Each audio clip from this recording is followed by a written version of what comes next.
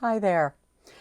Yeah, it's Thursday, January the 7th, after a day that they say will live in infamy. Where have we heard that before, huh? Yeah, I'm in my pajamas because I'm just so tired. I'm emotionally worn out. I stayed up till 3 a.m. yesterday because I couldn't sleep over the excitement of the Georgia primaries of all things and just getting a chance to see Mitch McConnell maybe go back into his shell a little bit for a while until he decides to call it quits and go back to one of the poorest states in the Union, back to Kentucky, which inexplicably keeps electing him. But anyway, yeah.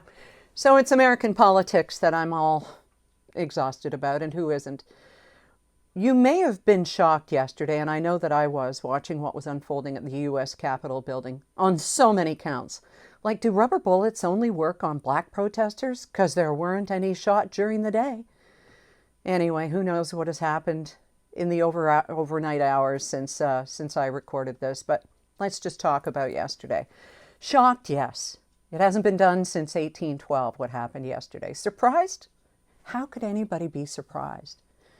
A man who started his political career by tearing down another man who happened to be black, Barack Obama, by claiming that he wasn't even born in the United States and building up this whole group of hungry racists called truthers who believed his lies.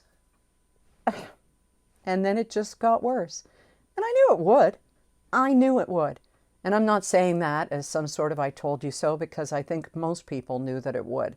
Some saw him as this yellow-haired, orange-skinned savior who was going to turn America around. He was going to run it like a business. And they seemingly forgot all of his bankruptcies. Anyway, that was their pig, their farm. Not my business, right? That's what we tried to tell ourselves. And then we bought a house in the U.S. and, of course, sold it because of COVID, which is a whole nother farm, and that's for another day too.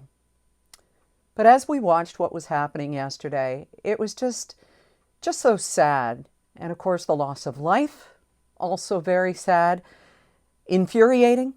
Last night to hear too that on Fox they were saying, oh, those protesters, domestic terrorists, let's call them what they are, were actually Antifa dressed in MAGA hats.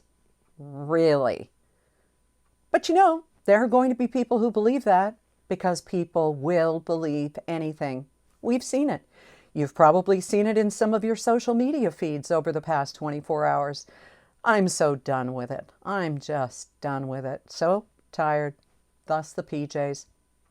Speaking of social media, before I wrap this up with a prayer that I like to say, yes, I did hear from the 10% of you or so who said that you much prefer a written journal. I didn't know how I was going to put this in words and write something cohesive. So that's why it's video again. And the closed captioning or captioning is a great idea. It is a metric ton of work, and I'd have to figure out how to do it. Or I'll just put some kind of a written version of this up tomorrow for Friday. I'm not exactly sure. But I wanted to wrap up with something that has helped keep me sane over the past 24 hours. You may remember me telling you either in my book or in numerous interviews, one of which I did for the Unashamed Alcoholic podcast. I'd ask you to look for it if you're really interested in the whole dirty martini truth.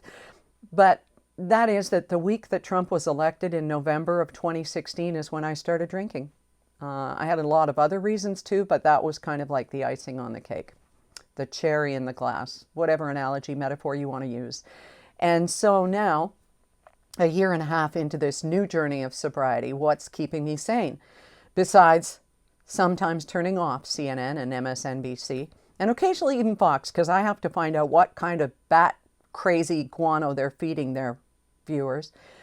What keeps me going is the Serenity Prayer. You've probably heard it, and it goes like this. God, grant me the serenity to accept the things I cannot change, the courage to change the things I can, and the wisdom to know the difference. There's not a lot about American politics that I can change.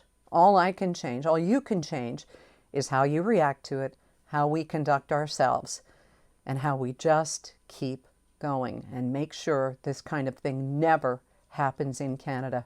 You've seen the tweets, you've seen the posts, you know this kind of vitriol and bitterness and anger and hatred exist in Canada. So we put on our proud Canadian plaid and we start getting vigilant and making sure that this doesn't happen here.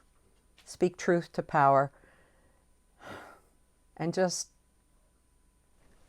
get a puppy. Come here, Rosie Doodles. There. She needs a haircut. She's getting one. I need one too. Take good care. Bye-bye. I love you. Oh, I love you. Thank you.